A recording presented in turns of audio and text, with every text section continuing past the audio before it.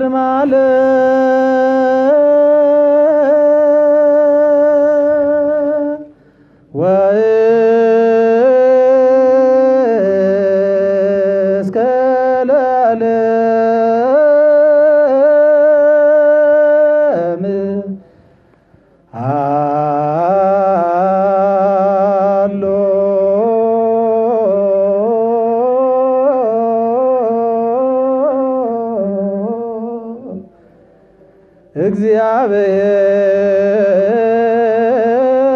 እግዚአብሔር በመንግሥቱ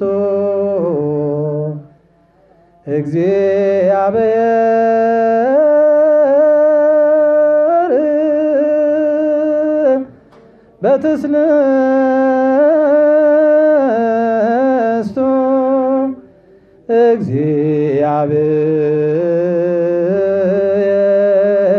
እግዚአብሔር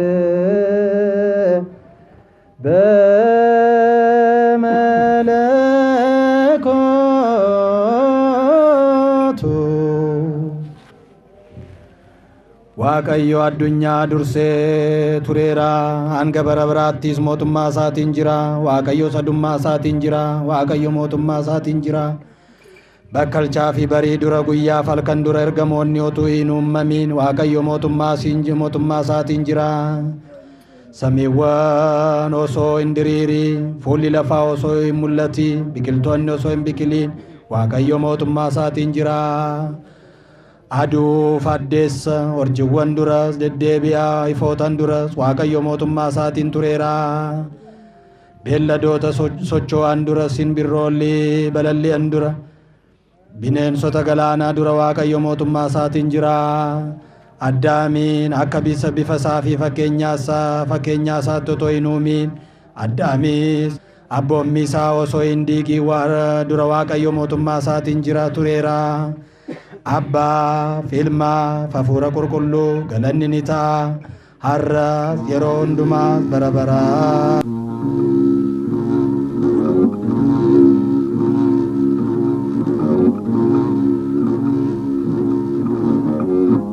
Maqaa abbaa kan ilmaa kan hafuura qulqulluu waaqa tokko ameen.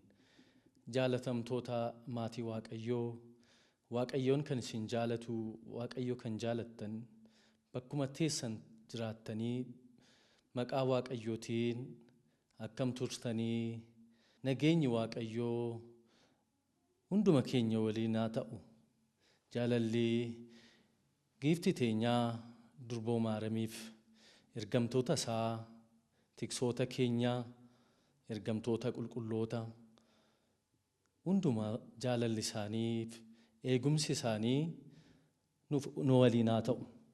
Egaa sa'aatii muraasaaf yeroo muraasaaf kan waliin turruu mata dureen barumsa keenya irraa kun hunduu maaliif nurratti taateen kun hundi ta'ee kan jedhu ta'a. Kun kan argamu kitaaba moototaa boqonnaa 6 lakkoofsa 13 irraa arganna jechuudha.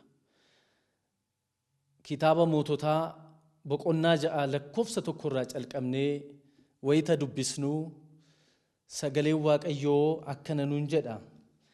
Bara sanaa yeroo sanii bara sanii Israa'eloonni waaqayyo fuulduratti cubbuu hojjetanii waaqayyo isaan dagatee eeyyen mootota dadhaboo isaanii kan tureef dabarsee isaaniif kennee jedha. Egaa uummattoonni Israa'el kunii bara Iyyaasuu gara waaqayyo ayyamee fi lafa gaarii keessatti kan galan keessaa maatiin Geediyoon kan jedhamu maatiin isaa isa tokko jechuudha. Egaa uummattoonni Israa'el waggaa 300f egaa biyya isaaniitti galanii booda Gibxii ce'anii Gibxii irraa erga biyya isaanii Misira irraa jechuudha erga biyya isaaniitti galaniin booda waggaa 300f mootota 12 bulaa turanii jedha.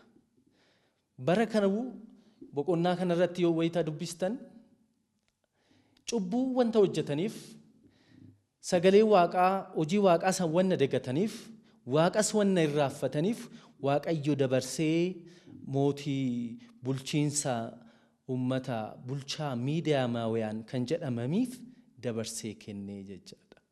Miidiyaam kan jedhamu Abrahaam kan da'e Qeexuraa kan jedhamu ijoollee isaan irraa da'e isaan sanyii isaa yoo ta'u Amaaleqaawiyaan kan jedhaman immoo isa Eesaaw irraa ijoollee dhalatanidha jedha kitaabni jaalatamtoota maatii Waaqayyo. Uumamaa maxaafa uumamaa boqonnaa 25 lakkoofsa 2 irratti ni arganna jechaadha.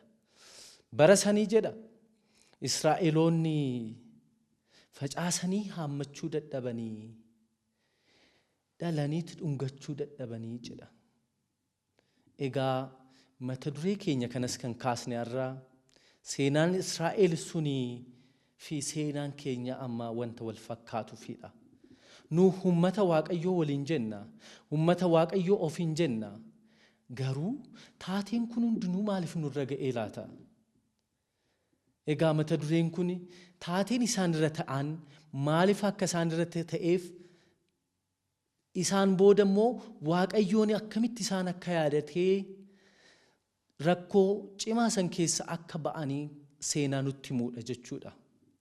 Seenaa kana keessa wanna guddaan kan barannu nu Israa'eloota nafseedhaan karaan keenya jiruun keenya gara mootummaa Waaqaa dhaaluudhaaf ummatoota deemnu. Isaani garuu waa'ee addunyaa tanaa keessatti waa'ee fedhii addunyaa kanaa ummatoota hojjetanidha. Deemissi keenyas wal fakkaata jaalatamtoota maatii Waaqayyoo. Isaan kanaafika seenaa kana gabaabsee isinitti himuu kun hundinuu maaliif nurratti ta'e kan jedhe Geediyoonii nama jedhamudha. Waaqayyoon rakkoo isaanii kana hubataniif jedha. Waaqayyo irraanfataniiti facaasanii haammachuu dadhabanii eeyyeen haammatanii immoo dhaachuu dadhabanii manatti galfachuu dadhabanii. Kanaaf Waaqayyootti iyyanii jedha. Waaqayyootti iyyanii Waaqayyoos iyya isaanii dhaga'eefi achumaan ergamaa Waaqaa ergeefi maal jedheenii jedha seetan kitaaba lakkoofsa boqonnaa 6 lakkoofsa 13 irratti ergamaan Waaqayyoo gara Geediyoon deeme. Inni dhokateeti godoo keessatti minaan dhaa ture. Maaliifi hin soraatan ture miidiyaamoota dhufanii jalaa saamu horii isaanii jalaa saamu ture. Cinqii keessa turanii dhokataniiti dhaatu faadha. Kanaaf cinqii kana keessa godoo keessa taa'e yeroo minaan dha'u ergamaan malaakiin Waaqaa ergamaan Waaqaa dhufee ati nama cimaa Geediyoon ati nama cimaa Waaqayyo si waliin jira jedheenii jedha. Geediyoonis garagareeti maal jette otoo Waaqayyo nu waliin jiraate taateen kun hundi gidiraan kun hundi nurra ta'aa laata jedheenii jedha.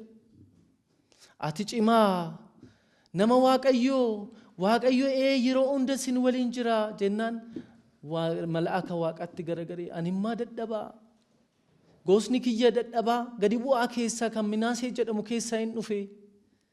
Kanaafi akkamitti cimaa naan jetta Waaqayyo si filateera ummata kana bilisa kan baastu si jedheeni.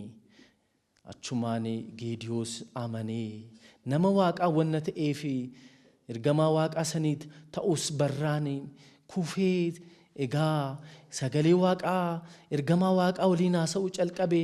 Dhugumaa kan Waaqa irraa ergamte yoo taate ati mallattoo naaf kenni naa dhugoomsi jedheeni jedha. Waaqaan ergamaan yaa ta'u tole jedheeni. Ogguma sani aarsaa achi taa'eeti aarsaa godheefii jedha. Aarsaa amman qopheessutti asiin na jalaan deemin jedheeni oolaa fideeti aarsaa godhee bara durii kakumoofaa keessatti namni tokko qulqulluu ta'uusaa kan beekamu aarsaa achi keessatti kan oolaa kan re'ee kan jibichaa yoo godhani isa samiin baddaadhaa dhuftee yoo fudhattu yeroo sanii cubbuun kee akka qulqullaa'e Waaqayyo si waliin akka ta'e beekama. Bara kakuu moofaa sana. Amma garuu bara kakuu haaraa sun wanna hin jiraanneef walitti makamnee jiraachaa jirra. Cubbuu kan qabuuf kan hin qabne kan hin beekamne. Yeroo sanii Waaqayyo si waliin jiraachuu kee hin beektu aarsaa kenniteetti aarsaa san samiidhaa abiddi dhuftee wayita yoo nyaatte ati Waaqayyo wajjiniin cubbuun kee dhiqamee jechuudha. Egaa isa gaafatee jaalatamtoota maatii Waaqayyo. Ergamaan Waaqatis dhufee aarsaa sana inni achumatti ergaa aarsaa qopheesseen booda malaakiin Waaqayyo dhufeet uleedhaan tuqee jedha. Ulee farkaa qabatu sanaan isaan tuqnaanii ogguma sana abiddi achi keessaa baatee nyaattee fi deemte. Kana akka mallattootitti qabate jedha. Ittaan sudhanii maaloo erga naasaa calqabee ammas egaa uummata kana akka mo'adhu kan beeku mallattoo naaf kenni jedheeni jedha. Mallattoo tokko eeyyeni tsamrii kan jedhamu kan gogaa uffata oolaa irratti lafa godheeti bokkaanii jedhee iddoo bokkaanii asuma kallee kanaan oolaa kanarratti qofa yaa roobu isa bakka iddoo biraatitti akka hin roobne jedheeni jedha. Iddoo biraatitti odoon roobin achuma tsamrii gogaa oolaa sanirraa kan ba'e dabbasaasaa sanirratti qofa roobni roobee chumaan iddoo biraatitti roobne jedha. Deebi'ee ammas garuu nutti agarsiisi jedheeni lafarratti haa roobu roobni asii kallee kanarratti dabbasaa oolaa kanarratti tsamrii kanarratti roobini akka roobne gochisiisi mallattoo kana naaf kenni jedheeni ergamaan Waaqaa malaakiin Waaqas akkas godheefii jedha. Kana mallattoo qabatee Geediyoon ka'ee jedha waraanaaf ka'ee chumaan guyyaa tokkotti deemee masaraa firoota isaa kan abbaa isaa kan taatee harkaatitti xaa'ootiitti kan bulan hojjettee isaan hundi jalaa dhiige jedha. Kanaaf diigeeti guyyaa tokkotti Waaqayyo akka isa erge isa wajjiniin humna hafuura qulqulluu kenneefi jedha.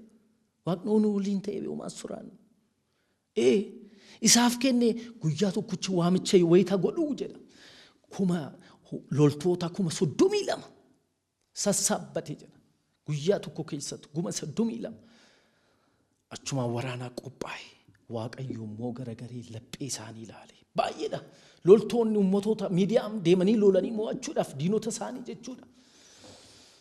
Waaqayyo laphee keenya hin arga. Garagareeti laphee isaanii arginaan mee gaaratti baasii ummata kana. Deemi akkana jedheeni warri soraattan deebi'aa jedheeni jedha. Ogguma san warroonni soraattan lola kanaan waraana kanarratti deebi'aa jennaan loltoonni 22 deebi'anii. Meeqa tafa? Loltoota 10,000. Ammas loltoota 10,000 kana qabatee lolaaf qophaa'ee jedha. Lolaaf qophaa'ee wayita dirreetti ba'uu Waaqayyo arge jedha. Ammas uummanni kun baay'ee cimaadha. Uummanni Israa'elii Waaqayyo wanna didaniif gochaa godhameef sana yeroo baay'ee wanna dagataniif. Wal fakkaannaa jaalatamtoota maatii isaanii seenaan keenyaa baay'ee dagan Waaqni yeroo isaanii eegeen nu rooba yeroo isaanii eegeetti arjoomina isaanii godha nu garuu yeroo baay'ee ni daganna. Egaa lagas buusii jedheeni jedha. Laga buusitoo loltoota 10,000 kana keessaa ciisee akka sareetitti kan dhuge deebisi dubatti kan harkaan akkanatti qacatee dhuge qofa fudhadhu jedheeni jedha. 10,000 san keessaa hundinuu ciisee dhuge garuu nama 3,000 qofatu hafe jedha. 3,000 qabatee ba'ee lolaaf uummata miidiyaa waliin loluudhaaf jedha. Egaa uummata 3,000 kana ni gorsee jedha. Ni gorsee kanaan godhu qofa gootu jedheeni jedha. Kanaaf okkotee tikkenneet ibsaa qabsiiseet lolaaf baasisee. Amma ani karaa irratti ba'ee okkotee kana cabsuutti keessan erga takkaa cabsitu jedheeni. Hangafa isatu calqabaaf wanta hunda. Ani yoon ibsuu isiniin ibsitu yoon afuuffee malakatii kana afuufu isin hundi keessanuu afuuftu jedheeni itti hime jedha. Akkuma jedhame 3,000 akkas godhanii ummatoota sirriitti lolaaf qophaa'e miidiyaamaa hoo'an. Ummata sana hundaa loltoota isaanii ciccimoo ta'an sun Waaqayyo sodaa isaan keessatti gallakkisee isaanis mo'ataman. Geediyoon nama 3,000 isaan hunda mo'atee diinota isaa olaantummaa argate jedha. Egaa sagalee waaqayyoon waliin haa ta'u, jaalalli isaan waliin haa ta'u. Maaliif uummanni Israa'el kun cubbuu akkanaa gidiraa akkanaa keessatti kufanii yoo jennee gaafannu tokkoffaani maaliif qormaata akkanaa keessatti galan bara san keessa yoo jennu waaqayyoo fi hojii isaa dagatan jedha. Namni amma baay'ee ol fakkaanna. Waaqayyoon dagannee jirra. Hojii isaatis dagannee jira. Kanaaf maal godhe waaqayyoon diinota sasalphoo ta'aniif dabarsee nu kenne jechaadha. Amma qofaanuu nu qabannaan agartanii manatti nu raffisti. Utaalloon takka nu qabannaan nu kuffisti. Dhibeen akkumatti vaayirasiin xixiqqoorree nu gataa jirti bee jaalatamtoota waaqa. Maaliif kun hundi nurratti ta'e? Dhibeen kun hundi gidiraadha. Waaqayyoo fi hojii isaa wana daganneefidha. Akkana jedha. Yeroo baay'ee nu hin dagannabe. Kan qabnu dhiisneen kan hin qabne tokko wajjiniin hawwina miti. Intala takka turee jedha. Intalli tuni abbaa ishii bira deemteeti abbaa koo waaqni bee na dagatee jetteeni jedha. Yeroo baay'ee akkana hin jedhu. Nu dagatee waaqayyoon akkana nu godhe hin jenna. Waaqayyoon na dagatee mee abbaa koo jetteeni jedha. Maaloo intalooto akkamitti waaqayyo si dagata? Fayyaa qabda, hojii qabda, maaluma dhabde, fayyaa erga qabaatte, hojii hojjettee erga galte, maaloo jedheeni jedha abbaan. An kana caalu natti fidinii. Jedhii kadhadhu jedhanii gorsanii jedha. Kanaa ol maal nutti godha waaqayyoon? Jetteeni ani hiriyoonni kiyya fuudhan abbaa maatii qabu heerumanii jiru ani dhaabbadhee hafe. Garuu ani dhaabbadhee hafee dhaffi. Kanaaf kanaa ol maal na godha waaqayyoon jetteeni. Intala too akkana hin jedhin. Kan hin qabneetti kan qabdutti san baay'een keenya akkanaa miti. Kan qabnu dhiisnee kan hin qabne nawwina be. Miti hin ta'a. Kanaaf waaqayyoon yeroo baay'ee kanaaf kanan caalu makaraa natti fidin jedhi gidiraa kana caalu natti fidin jedhi kadhadhu intala too gali jedhani. Yeroo baay'een keenya hin dhageenyu gorsa abbootiin nu gorsan. Dhageenyu fedhii keenya hin dhageenyu. Diddee homaa otoo hin dhageenyu baate jedha. Baate. Achumaan akka tasaa guyyaa tokko torbanuma san keessatti ijoolleen qe'ee jedhan ijoolleen safara keessa deeman gudeedan jedha. Gudeedan. Baay'ee aartee tamma abbaa kana bira. Abbaa koo jette. Kinoo har'a ijoolleen qe'ee akkana gudeedan jette. Waa jedhe abbaan aariif gaddeef jedha. Ani sitti himne intala too ammas kana caalu natti fidin jedhi waaqan dagatiin hojii isaa siif kenne irratti boonii jaaladhu bulii jedheen jedha. Kana ol maal natti fida jette amma intalli tunis. Baay'een keenya bee amma waan jirru keessa galateeffachuu dinneet kan dhabne san awwaa jirra bee. Kan qabnu galateeffadha. Hojii isaan dagatina. Kennaa isaan dagatina. Maal jedheen jedha seetan. Amma keessa deebii kitaaba boqonnaa 8 waaqayyoo si uume hin dagatinii. Of eeggadhu kan si laatee waaqayyoo hin dagatin jedha. Baay'ee dagannee jaalatamtoota. Israa'eloonni gidiraa akkasii keessa kan gatan sagalee waaqaa fi waaqayyoo wana dagataniif. Baay'ee daganne. Intalli tunis kan waaqayyo si godhe jedhanii abbaan gorsinaan. Kanaa ol maal na godhe jettee amma gudeeddamtee akkasumatti wayita jirtu jedha. Kan gudeeddan garaatti hafe. Garaatti hafe yaaddee amma kan garaatti hafe dhalachuun ooloo dhalatee jedha. Yoo dhalatu mucaa mataa lama qabu dhalatte. Baay'ee nama gaddisiisa. Mucaa mataa lama qabu dhalatte. Jetteeti abbaa ishii bira abbaa koo kinoo mucaa hin da'e. Mucaa mataa lama qabu. Mucaa tokkoon hin da'e jettee. Ammas abbaan maal jedheen seetan. Gidiraa kanaa ol akka waaqayyo sitti nifnee ammas galateeffadhu jedheen. Wanni hundaa galataan akka fudhattu. Gorsee jedha. Nu yeroo baay'ee waaqatti hin gocna be. Ammas kana ol gidiraa waaqayyo maal narratti fida jettee. Sagalee abbaa san fudhachuu diddee kana ol gidiraa maaltu narratti ta'a laata? Kana na godhe akkana ta'e kana ol maaltu narratti ta'a?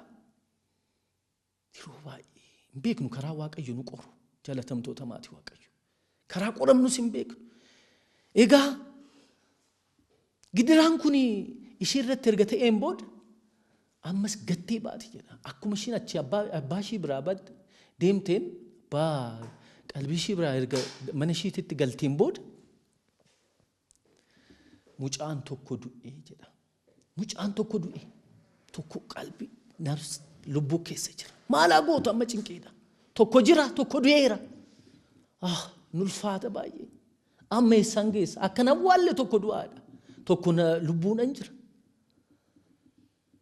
kanaaf reeffa tokko reeffoo ture immoo hin urgaasimii in ulfaata jaalatamtoota maatii waaqayyo karaa nama barsiisus hin beeknu egaa dhumarratti amma sabbaa qalbii ishii dhageesse jedha abbaa koo kanaan booda akkana na ta'ee jettee taatee ta'e san hundi itti himtee jedha itti himtee amma waaqatti hin garagara eeyyeeni kana kan caalu natti fidini nan jedha qalbii nan jijjiirradha hojii isaatis bareen jira jettee abbaatti himatte jedha agaa ammaa kan didde sun deebite yeroo baay'ee lolaan mareen deebinu akkana waaqayyo cimaa ani isaan Israa'eloota be guyyaa akka aduun isaan hin rukunne godhee waaqayyoon aduu qilleessa qabbanaan deemsise halkan akka gufuun isaan waraanne aduudhaanii Mikaa'el dura buusee fi ceesisee diinota isaanii hunda mo'atan isa irraaffataniit hojii isaa irraaffataniit taateewwan harkaatitti wanna buluu qabaniif waaqayyoon dabarsee kenneedha. Kanaaf nu isaan dabarsee nu kenneera. Wanna hin taaneef dabarsee nu kenneedha. Yaada hin taaneef dabarsee nu kenneedha. Ammas didaa jirra. Yoo karaatti deebi'uu baanne jaalatamtootuma. Ammas didaa jirra. Akkan talaatanatti didaa jirra. Amma dhumaatitti waaqayyo nu qoraa jira arras. Nu cinaadhaa namoota jaalannu faan cinaadhaa fudhachaa jira. Qalbii keenyaa jijjiirrannu. Jaalatamtoota maatii waaqayyo. Egaa antalittiin qalbii jijjiirrattee boochee wayita mana ishiitti galtu nama dinqa. Mucaan du'e jedhan. Mucaan du'e. Galataa waaqayyo jettee mucaa ishee awwaallatti qalbii jijjiirra waaqatti deebite jedha. Nus yaa jijjiirra.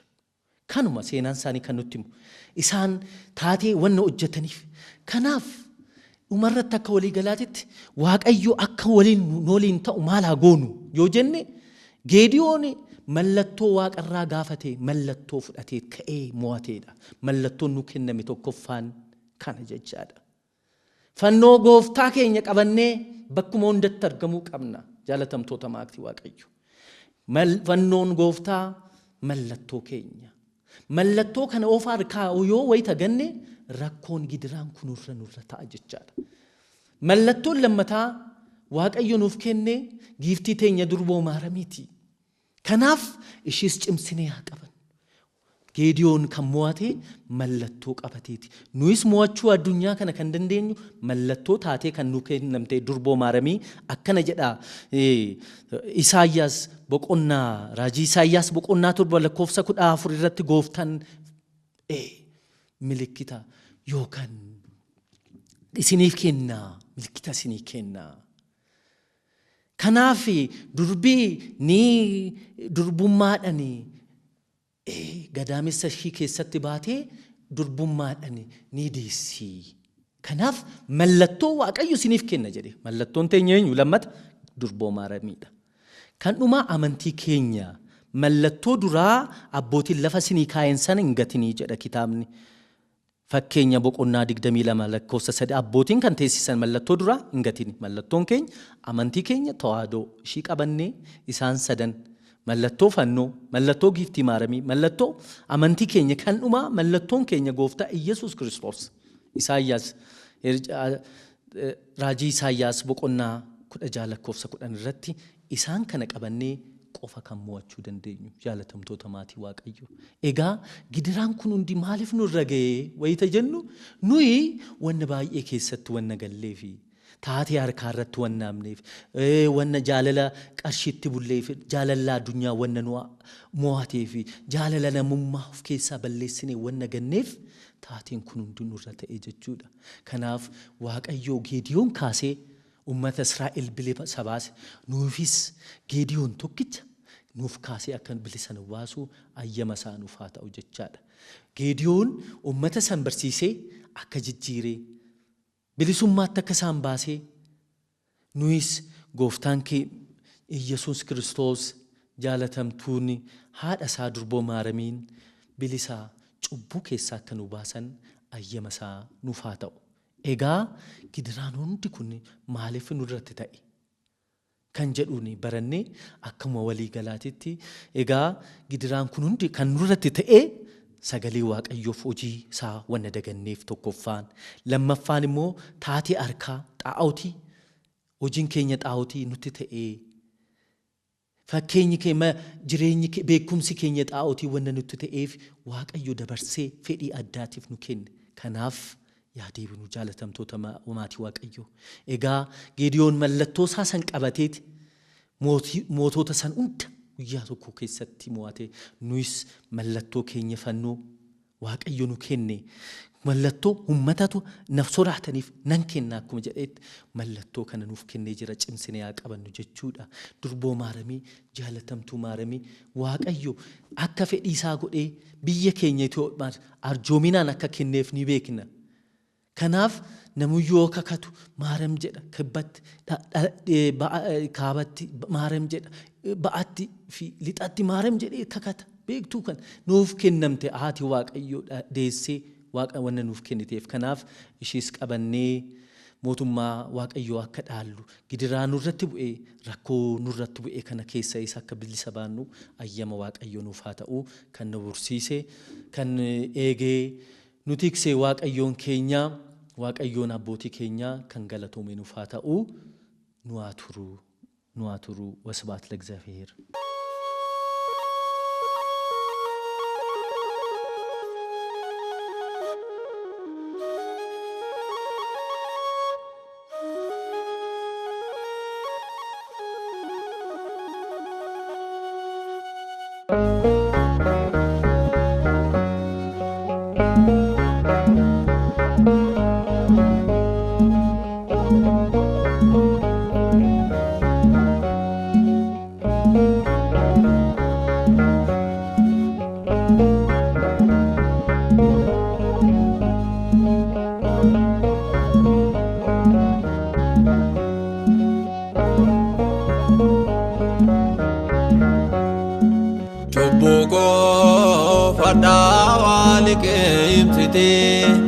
Duukeni jireenya naaf labsitee Iyyesuus an maaliin si leellisoo olmaa kee jecha maaliitiin ibsu Kiristoos an maaliin si leellisoo olmaa kee jecha maaliitiin ibsu cubbuu koo fadhaa liqeemsitee duukeni jireenya naaf labsitee Iyyesuus an maaliin si leellisoo olmaa kee jecha maaliitiin ibsu Kiristoos an maaliin si leellisoo olmaa kee jecha maaliitiin ibsu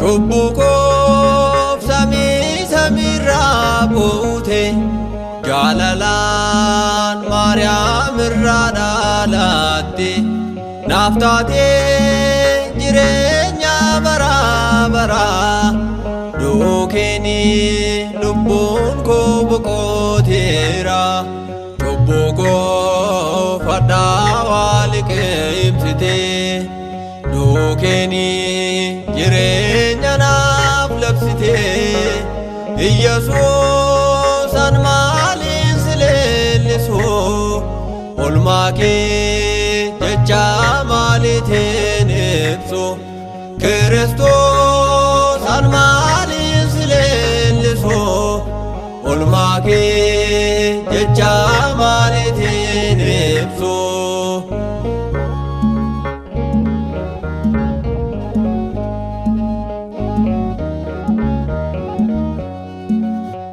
balleessaaf cubbuu kiyya fudhattee Kiristoos boodaan waraanamte nan himaa nan dubbadha waa'ee galataaf na dhaabdirta fuula kee cubbuu koo fadhaa liqeemsitee duukeeni jireenya naaf labsitee Iyyesuus an maaliin si leellisu olmaa kee jecha maaliitiin ibsu Kiristoos an maaliin si leellisu olmaa kee jecha maaliitiin ibsu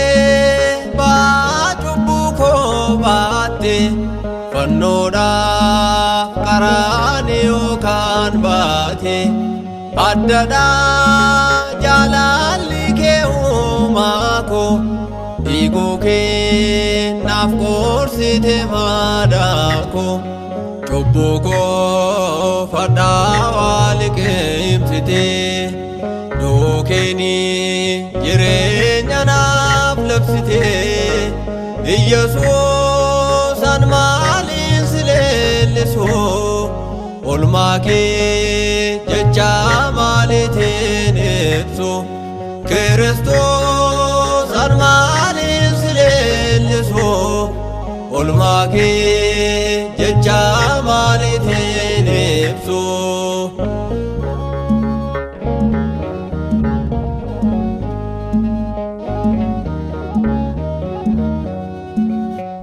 Dandeessee cubbuu koo baatte fannoodhaaf qaraanii yookaan baate addadhaa jaalalli kee uumaa koo dhiiguu kee naaf qoorsite maadaa koo cubbuu koo fadhaa liqeemsitee duukeeni jireenya naaf labsitee Iyyesuus an maaliin si leellisu olmaa kee jecha maaliitiin ibsu Kiristoos an maaliin si leellisu olmaa kee jecha maaliitiin ibsu cubbuu koo fadhaa liqeemsitee duukeeni jireenya naaf labsitee Iyyesuus an maaliin si leellisu olmaa kee jecha maaliitiin ibsu Kiristoos an maaliin si leellisu olmaa kee jecha maaliitiin ibsu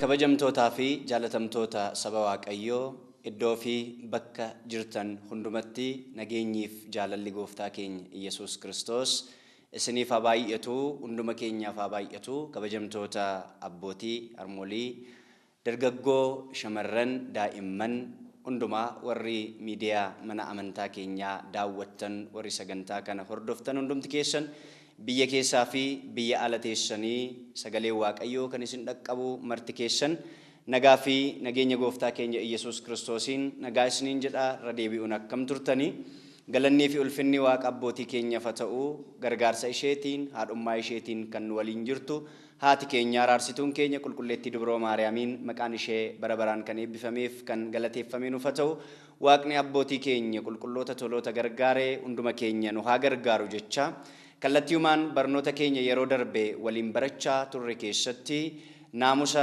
kiristiyaanummaa kan jedhu kan waliin ilaallu ta'a barnoota kutaa darbe keessatti akkuma ilaaluudhaaf yaalle Seerota naamusa mana kiristaanaa keessaatii seera waaqayyoo seera afuurawaa seerri waaqayyoo immoo seera barreeffamaan jiruu fi seera barreeffamaan hin jirre yookiin seera lapheessa jedhu waa hedduu laalleellaa kakuu haaraa kakuu durii jennee kakuu haaraa keessatti immoo jechoota wangeelaa 6 kakuu durii keessatti immoo abboommiiwwan 10 ilaaluuf yaallee ture.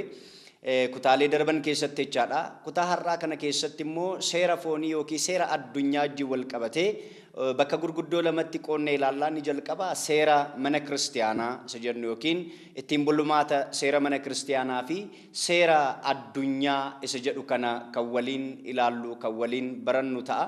Waaqayyo gooftaan hunduma keenya wajjin ta'ee barnoota keenya har'aa immoo nu gargaaree nu barsiisee hanga xumura sagantaa keenyaatti akka nu waliin ta'u tolaaf heeyyama waaqayyo keenyaa nuuf haa ta'u jecha seera mana kiristaanaa kan jedhu laalla jecha. Seerri mana kiristaanaa maalinni?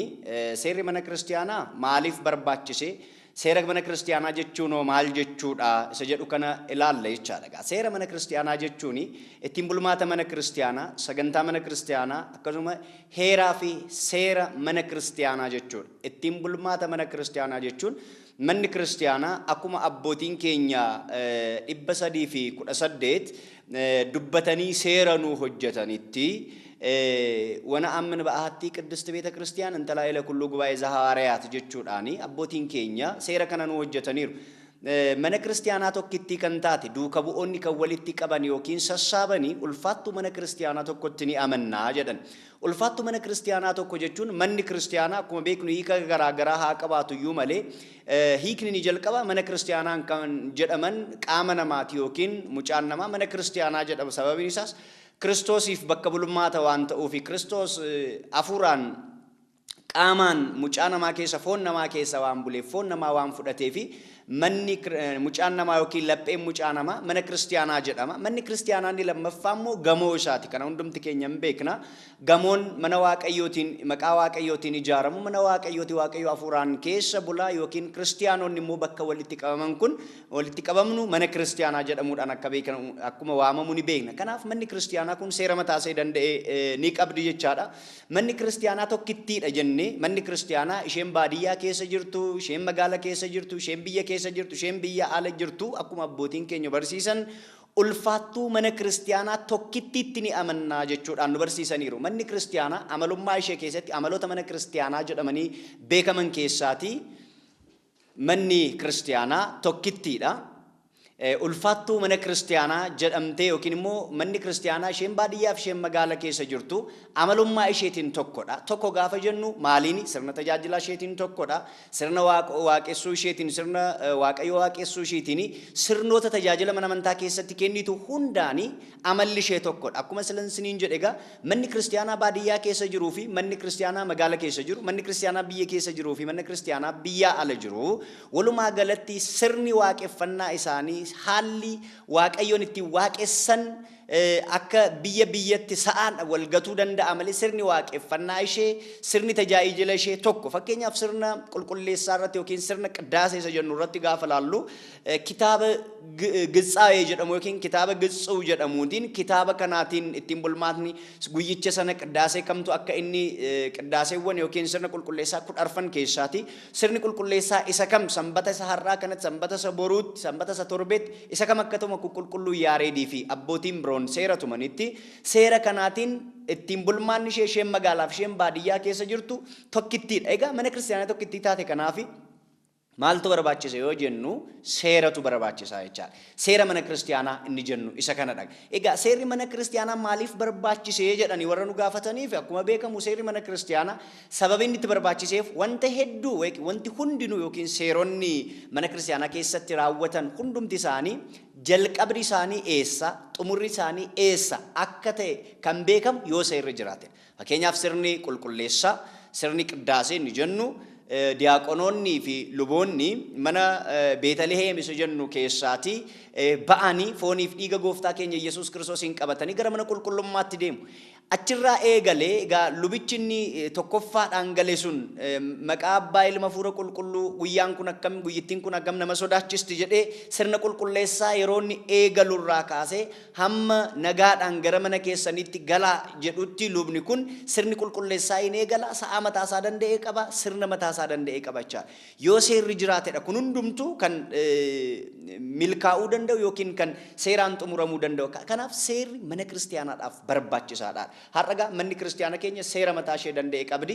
Hojii seeraa fi heeraan hin hojjetamne immoo xumurri isaa hin bareedu. Hojiin seeraa fi heeraan yookiin diyaaqoniin hojii mataa isaa danda'e qaba. Mana kiristaana keessatti lubni hojii mataa isaa danda'e hin qaba. Bulchaan mana kiristaanichaa hojii mataa isaa danda'e ni qaba. Hundumtu tajaajiltoonni margeetaa kan jedhaman yookiin immoo dura buutonni sirna maahileetaa irratti hojii mataa isaanii danda'e qabu. Hojii mataa isaaniitiin gaafa milkeessan gaafa hojjetan manni kiristaana tajaajilli ishee kan miidhagee kan fuula waaqayyottis ol ba'uu fi kan namoonni miseensonni yookiin amantoonni itti gammadan ta'a jechaadha. Egaa isa kanarraa ka'uudhaan seerri maaliif barbaachise nuun jedhu qulqulluun Phexros ergaa isaa isa duraa boqonnaa 2:13 irraati akkana nuun jedha qulqulluun Phexros gooftaadhaaf jedhaati seera nama hundaadhaaf bitamaa mootii isa hunda irratti aaboo qabuufis abboomamaa jedha. Eenyuuf jedhaati? Gooftaadhaaf jedhaati. Gooftaadhaaf seerri mana kiristaanaa namni hundumtuu inni beekaanis inni amanaanis inni beekaan inni barates inni hin barannes eenyuuf jedheetu kan inni seera waaqayyoo eegu gooftaadhaaf jedhaati seera nama hundaadhaaf bitama. Egaa amma abbootiin keenya 318 akkasuma hayyoonni mana kiristaanaa yeroo yeroodhaan ka'anii turanii seera mana kiristaanaa kana hojjetaniiru. Seera mana kiristaanaa nu hojjetanii nu dhiisaniiru jecha nu ka'aniiru. Nu seera sanaan ittiin bulla. Egaa seeronni mana kiristaanaa kumaatamaan kitilaan lakkaa'amu. Tokko tokkoon isaanii ilaallee kaasnee ilaalluudhaaf yeroon nun ga'u akkuma qulqulluun Phaawulos jedhe waa'ee qulqullootaa waa'ee tolootaa tokko tokkoon isaanii dubbadhee xumuruudhaaf yeroon qabu akkuma jedhe Ibroota boqonnaa 11 irraa jalqabne gaafa ilaallu nu yeroon qabnu seera mana kiristaanaa tokko tokkoo isaanii ilaallee kaasuudhaaf sababiin isaas umurii keenyatu nun ga'u manni kiristaanaa tokkoon ishii seerri qiddaasee mataasaa kan danda'edha seerri maahileetaa mataasaa kan danda'edha sirni ayyaana kabajaa mataasaa kan danda'edha sirni sanbata kiristaanaa ayyaanadha mataasaa kan danda'edha sirni kabajoota ayyaana waggaadhaan naanna'anii dhufan ji'ootaan kan dhufan sirni tsooma sirni lallabaa sirni kadhannaa sirni sagadaa wantoota hedduutu jiru. Isaan keessaa muraasa isaanii ilaaluudhaaf haa yaallu gaa seera nama hundaadhaaf waaqayyoof jedhaati bitama akkuma jedhe deebi'ee qulqulluun Phaawulos gara saboota warra Tasalonqee 2:6 irratti gaafa nu barreessu maal jedhe yaa obboloota koo bartee nurraa fudhateen osoo hin ta'iin obboleessa seera malee deemu irraa akka adda of baastan maqaa gooftaa keenya Yesuus Kiristoosiin isin ajajnaa jedha. Yaa obboloota koo jedhee bartee nurraa fudhateen osoo hin ta'in obboleessa seera malee deemu. Seera malee wanti hojjetamu fuula waaqayyottis fuula namaattis nama gaafachiisa. Seerri kan jedhamu bartee namaatiin bartee waaqayyootiin abboommii waaqayyootiin seera waaqayyootiin kan imalu ta'uu qaba. Kanaaf maqaa gooftaa keenya Yesuus Kiristoosiin isin ajajnaa jedha. Isaan irraa adda baatan waan hundumtuu seera qaba jechaadha. Qiddaaseen seera qaba, maahileetiin seera qaba, sirni galatoo hundumtu sirni waaqeffannaa mana kiristaanaa keessatti hundumtu sirni bulchiinsa mana kiristaanaa keessa jiru martinu maal qaba? Seera mataasaa danda'ee qaba. Isaan keessaa gaa akkuma Selesiniin jedhe akkuma Phaawulos Tasalonqee 2:3-11 irraa maal jedha? Osoo hojiin hojjetiin dubbii namaa keessa seenuun warreen seera malee isin wajjin hin deeman irraa akka isaan irraa hin dhageenye akka isaan jiran dhageenye irraa jedhe. Otoo seera hin qabaatiin yookiin immoo seera malee warra isin wajjin hin deeman. Egaa seerri kitaaba qulqulluu keessattis haa ta'u seera mana kiristaanaa keessatti akka inni barbaachisu qulqulluun Phaawulos dabalee nutti himaa jechaadha. Egaa xumura irratti Phaawulos maal jedha Tasalonqee isa duraa boqonnaa 5:14 irraati maal nuun jedha? Yaa obboloottan koo jedha isinan gorsaa warreen seera malee deeman gorsaa warra jabina hin qabnes jabeessaa warra dadhabdootas yaada nama hundumaan obsaa'u jedha. Warra seera malee hin deemne yookiin warra seera malee deemaniin gorsaa. Seerri maaliif barbaachisa akka isiniin jedhe seerri ittiin bulmaata seerri karaa kan nama qajeelchudha akka mana kiristaanaatti egaa akka seera addunyaatti itti dhufna seera hiika maalii akka itti kennamu itti dhufna akka seera mana kiristaanaatti garuu gaafa seeraaf bitamnu waaqayyoof bitamuu keenya gaafa seeraaf abboomamnu gaafa lubaaf abboomamnu gaafa diyaaqooniif abboomamnu gaafa barsiisota wangeelaaf ajajamnu abboomamnu seericha mana kiristaanaaf ajajamaa jiraachuu keenya egaa akkuma beennu mana kiristaanaa keessa kan barate hin jira kan hin baranne hin jira beekaan hin jira wallaalaan hin jira karaa addunyaatiin immoo aangoo taayitaa garaa garaa keessa kan jiran jiru gaafa gara mana waaqayyoo keessa dhufnu garuu aangoo lubummaadhaan alatti warri seera addunyaa keessa jiru hundumtu fuula waaqayyootti maalidha walqixadha ija waaqayyoo fuulduratti seera mana kiristaanaa fuulduratti warra tajaajila aangoo yookiin warra tajaajila aangoo lubummaa qabaniin alatti miseensonni amantoonni ati aangoo akkasii qabda ati hojjetaa mootummaa akkasiiti ati ministeera akkasiiti ati waan akkasiiti jedhamee bakki guddaan isaaniif hin kennamu kabajni akkuma mataa isaa danda'e akkuma jiru hunduu mana kiristaanaa keessatti hundumtu seeraan walqixadha seera mana kiristaanaa keessatti iyyuu hundumtu eenyumtu eenyuun hin caalu eenyumtu eenyu gadi hin ta'u gaafa akkasii hin jedhu seera mana lubummaa keessatti yookiin seera waaqayyoo keessatti hundumtu inni aangoo qabus inni aangoo hin qabnes kophee baafatee mana qulqullummaa keessa seena kun immoo seera waaqayyoodhaaf bitamuu agarsiisa jechaadha. Egaa icciitii mana kiristaanaa eeguudhaaf seerri mana kiristaanaa barbaachisaadha. Icciitii seerri karaa amantaa ittiin ibsamudha yookiin seerri karaa icciitiin mana amantaa ittiin ibsamudha. Wantoonni amantaa keessa jiran marti seera mataa isaanii danda'e qabu. Fakkeenyaaf tsoomni yookiin lagannaan seera mataa isaa danda'e qaba. Yeroo kam tsoomama, yeroo kam hiikama, guyyaansaa waan akkamiirraa tsoomama, sa'aa meeqaan isa jedhu abbootiin keenya macaafa fatahaa nagasti jedhamu irratti seera mataa isaanii danda'e nuu kaa'aniiru seera tsoomaa wajjin kadhannaan seera mataa isaa danda'e qaba seera kadhannaa qabdi manni kiristaanaa seera sagadaa qabdi seera kennaa seera qurphaanaa seera cuuphaa seera faarfannaa seera sirna qulqulleessaa wantoonni amman isiniin jedhe kun hundumtuu mana kiristaanaa keessatti seeraan kan isaan raawwataman kiristaanii tokko gaa naamusa isarraa eegamu keessaa inni lammaffaan seerota armaan olitti qabaman hunduma maal gochuu qaba eeguu danda'uu qaba. Seera tsoomii mataa isaa danda'e qaba. Seerri sagadaa sirni waaqeffannaa isaan kun hundumtuu seeraan alatti miti kan hojjetaman. Kanaaf seerota mana kiristaanaa warri jedhaman isaan kana gabaabumatti gaggabaabsee yoon isinitti himu seerota mana kiristaanaa warri jedhaman keessaa fakkeenyaaf mee seera tsoomii gabaabsinee haa ilaallu. Kiristaanni tokko umurii waggaa 7 irraa eegalee akka inni sooma tsoomu yookiin akka inni lagatu manni kiristaanaa seera mataa ishee danda'e qabdi. Dhalatee waggaa 7 irraa eegalee soomuu danda'uu qaba.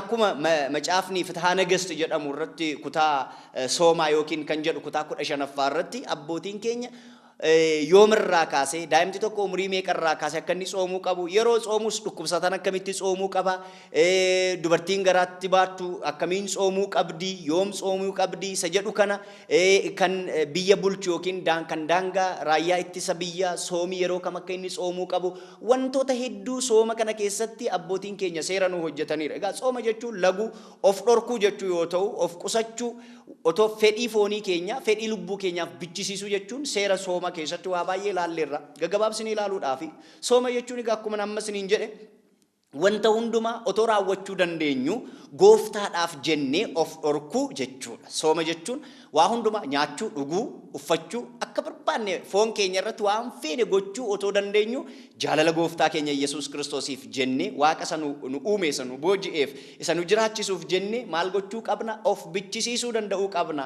Sooma jechuun yeroo murtaa'aa ta'eef wantoota qaama namaa gabbisan irraa of dhorkuu akka qabnuus nyaata ta'uu danda'a dhugaatii ta'uu danda'a uffannaa ta'uu danda'a wantoota akkasii irraati maal gochuu qabna of dhorkuu akka qabnu seera mana kiristaanaati jecha. Egaa abbootiin akkas jedhaniiru nyaanni guyyaa kibxataa waa tokko badhaa sirna tsoomii keessatti hayyoonni beektonni mana kiristaanaa maal jedhaniiru gorsa abbootii kawaalaa keessatti nyaanni guyyaa kibxataa guyyaa roobiidhaaf hin ta'u nyaanni guyyaa kamisaa immoo guyyaa jimaataaf hin ta'u inni guyyaa kibxataa roobiidhaaf hin ta'u inni guyyaa kamisaa jimaataaf hin ta'uu jedhu. Garuu jedhan abbootiin keenya nyaanni guyyaa roobii guyyaa kamisaaf hin ta'a, nyaanni guyyaa jimaataa sanbataaf yookiin immoo dilbataaf ni ta'a jechuudha. Maal jechuudha?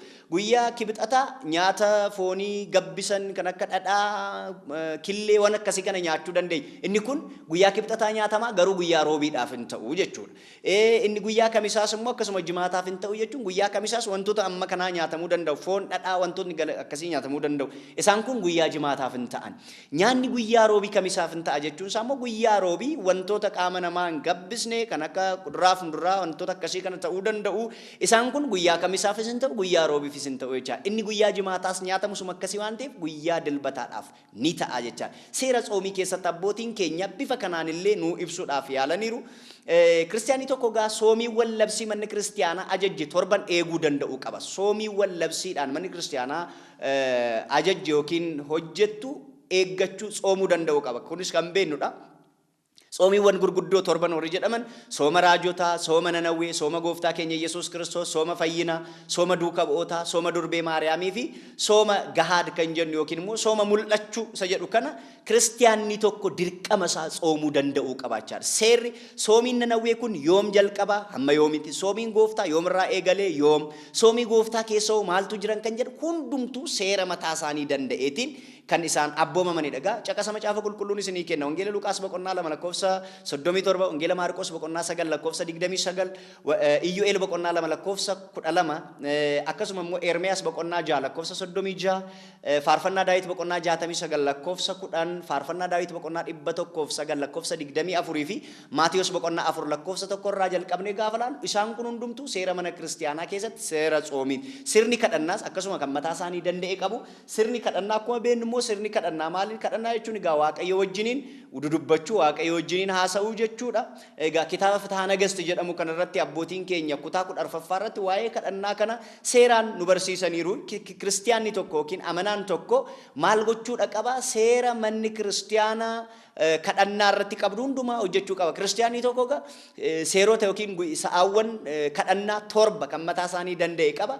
Kiristiyaanni tokko guyyaa guyyaatti naamusa sarraa eegamu keessaa akka naamusa gaarii godhatuuf kan isa barbaachisu sirnoo yookiin sa'aawwan kadhannaa torban eeggachuu danda'uu qaba. Akkuma qulqulluun Phaawulos Tasalonqeessa duraa boqonnaa 5 lakkoofsa 25 irraa yaa obboloota koo waa'ee kadhannaaf waa'ee keenyaaf kadhadhaa akkuma jedhe waa'ee keenyaaf kadhadhaa jechuun kadhannaan akka jiru kadhannaadhaan akka cimnu nu barsiisa. Inni biraan immoo kadhannaan bakka gurguddoo lamatti ni qoodama. Tokko kadhannaan luboonni uummataaf yookiin lubni uummataaf taasisudha. Inni biraan immoo kadhannaa walwalii keenya obboleessa isaatiif taasisudha. Nuuf kadhadhaa jechuun isaa Phaawulos isa kanarraa ka'uudhaanidha. Irra deebi'uudhaan immoo kadhannaa uummataaf taasifamu jechuun Yaaqoob boqonnaa 5 lakkoofsa 14 irraa isin keessaa kan dhukkubsate yoo jiraate luboota mana kiristiyaanaa ofitti haa waammatu, dibata qulqulluus haa dibanii jedha. Maqaa gooftaa keenya Yesuus Kiristoosiin maqaa gooftaatiin isaaf haa kadhatanii amantaan yookiin kadhannaan nama amantaa dhukkubsattoota ni fayyisa. Yoo cubbuu qabaate illee isarraa cubbuusaa maal godhaaf jedha isarraa ni qulqulleessaa. Kanaaf kadhannaani lubootaa cubbuu qulqulleessuu, cubbuu fayyisuu akka danda'e beekuudha qabna.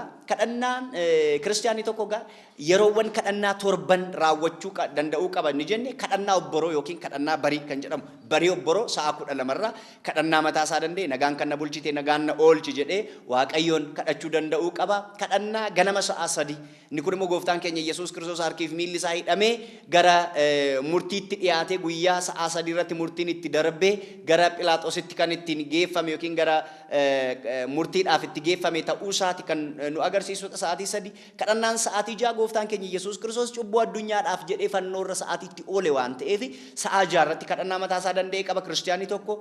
Kadhannaa sa'aatii 9 gooftaan keenya Yesuus Kiristoos fedha isaatiin lubbuu isaa nu warra jaallatuuf dabarsee kennuu isaatiin yaadachuudhaan sa'a 9 irratti sa'a 11 irratti immoo Niqoodimoosii fi Yoosef fannoo irraa gooftaa keenya Yesuus Kiristoosiin buusanii akka isa gara awwaala isa haaraatti gadi buusanii isa awwaaluudhaaf jedhanitti fannoo irraa isa buusanii kan agarsiisu waan ta'eef iyyuu awwaalamuu gooftaa keenya Yesuus Kiristoos waan nu agarsiisuuf sa'a 11 irratti yeroo hunda manni kiristiyaanaa akkuma beennu sa'aawwan kana keessatti manni kiristiyaanaa seera kadhannaa qabdi.